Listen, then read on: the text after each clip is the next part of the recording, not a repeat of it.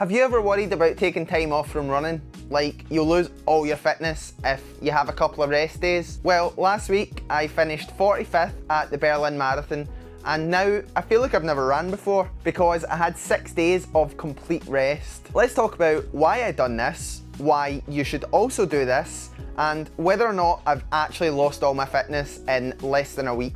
Honestly, I feel like I lose running fitness very quickly, and this has always been the case. Whether it's recently when I've been running 110 miles a week, or back when I was 10 or 11 years old and only running 3 days out of 7, any sort of time off has just felt like it completely derails the training and sent my fitness back to square one. But this is a very important part of the training, and the main reason for me personally taking breaks is that I just really feel like I need them. I love running more than anything, and probably more than most other people, but I also enjoy other things that aren't as conducive to running my fastest possible marathon, like Kopparberg mixed fruit cider and large stuffed crust barbecue ranch pizzas from Domino's, and going to gigs and festivals where the chance of getting sick is high and the chance of getting hangovers is even higher. I could go on, but the point is, I enjoy these things, and anyone who knows me will know that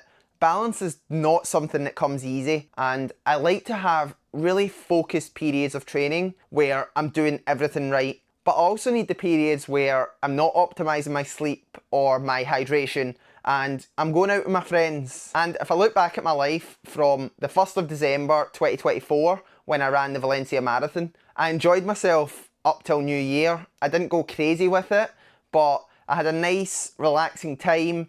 I didn't feel like I needed a huge break just because I'd had a huge break in the summer of that year. But then at the turn of the year, it was sort of new year, new me, training hard, not doing anything really outside of training. And this isn't me saying boo-hoo, I've had so many great running results, but I haven't had a pint. But I just felt like I had a couple of motivation wobbles in the Berlin build through July and the first half of August, which could have quite easily been solved by me just having a bit of a bigger break after my 10,000 metre PB in June. But even though we were in Tenerife, I still ran every day, and I only missed 4 days of running between the 1st of January and the 21st of September. So even though I spent the last 5 or 6 weeks into Berlin feeling really motivated, and actually even woke up the day after the race feeling motivated, I knew I had to force myself to have this break and force myself to do the wrong things for a bit, because the last thing that I need is to get close to my next goals and feel like I need another break because I rush back into things now.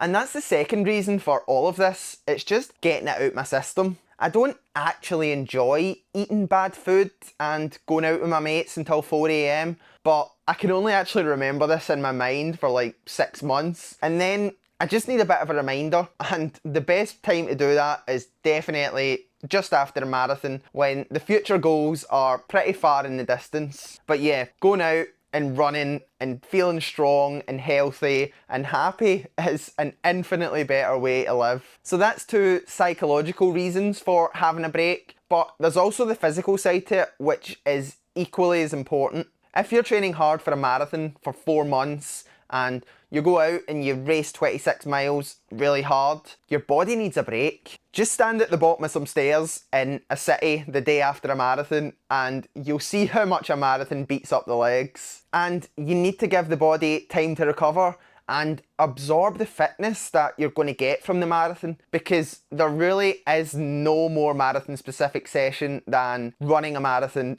at marathon pace. And if you can recover from that, you're going to get a huge fitness boost a few weeks down the line. So get the feet up, use all your favourite recovery techniques, and don't expect to be able to walk properly for 3 or 4 days. Another point to this physical side of it is that having a break will massively reduce your injury risk. I personally, touch wood, I'm not that injury prone. However, I'm pretty sure if I didn't enjoy my breaks as much as I do, I would have had more injuries in my life. So breaks are just very important for the physical and the mental side of things. Hopefully by this point I've convinced you to have a break after your next marathon. But how long should your breaks be? how often should you have them, and how long is it going to take for you to really lose that fitness. So I personally like to take at least 3 days of no running after a marathon, and returning to running will be based purely on when I want to go back out the door. My coach sends me training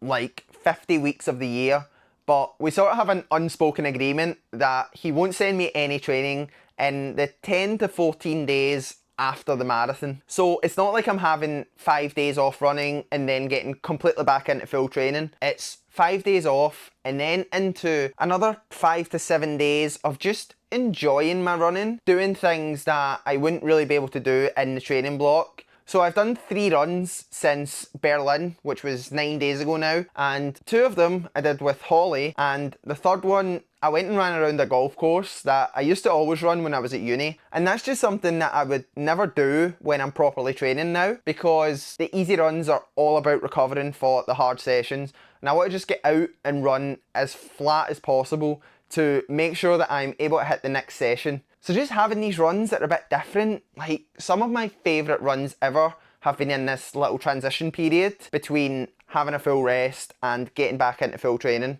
And I think that's so important as well. It's not just, okay, I'm going to indulge in everything that I enjoy, I'm going to feel terrible, now let's get back into full training, and you feel really sluggish and slow. It's having that break, then getting back into the love for running by just doing stuff that you enjoy out there. In terms of how often I would recommend taking this kind of break, I think twice a year is pretty perfect. And that works really well for marathon runners, because generally we'll run a spring marathon and an autumn marathon.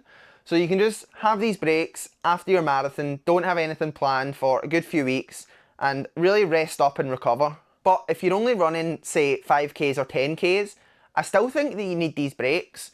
And planning your races in a way that you've got a peak race where you don't have many races for, say, 6 to 8 weeks afterwards, then you can have this break. You can really target your local 10K or a fast 5K, and then you can say, okay, I'm going to have a break. Maybe it doesn't have to be a week if the training block hasn't been as all-consuming or as intense.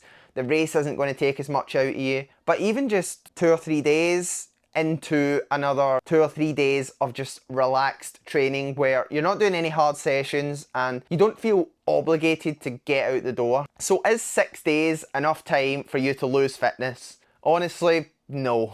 There's a couple of things at play here, and it took me a good few years to realise that when I went out the door after 6 days and felt terrible, it wasn't necessarily a fitness issue. Google suggests that it takes 2 to 4 weeks to lose running fitness. And honestly, I do think this is a little bit ambitious. For me, I would say it's probably around 10 days, but it's very gradual at that point. And even taking 10 days completely off, after 9 months where you've only taken 4 days off, your fitness isn't going to take any noticeable hit.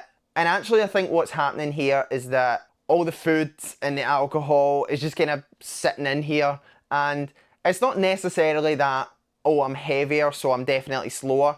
It's that it's complete wasted weight. If this was like muscle weight, it probably wouldn't affect my running performance. But if you want to see what water weight actually does to your performance, go and watch this video where I put on 14 pounds of water weight in 3 days. The other reason is that I think your body just forgets how to run efficiently. If you run every day, your body's just used to running and running well and efficiently. But if you have 6 days off, all of a sudden, it just feels a bit clunky. And anyone who's had a prolonged period of time off with injury will know that the first day is always really slow and hard. And then the second day that you try and run, it's much better. You haven't just magically increased your fitness in 24 hours. It's actually just that your body remembers how to run. So those first few runs after a break, they're probably going to feel really bad.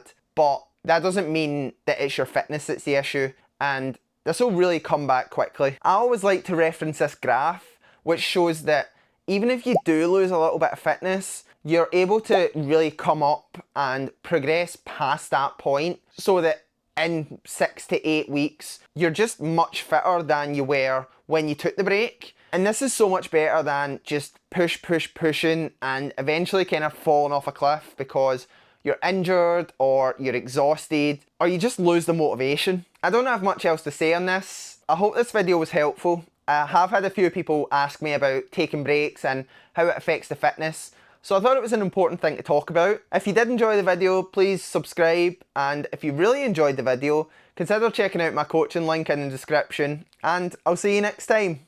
Cheers!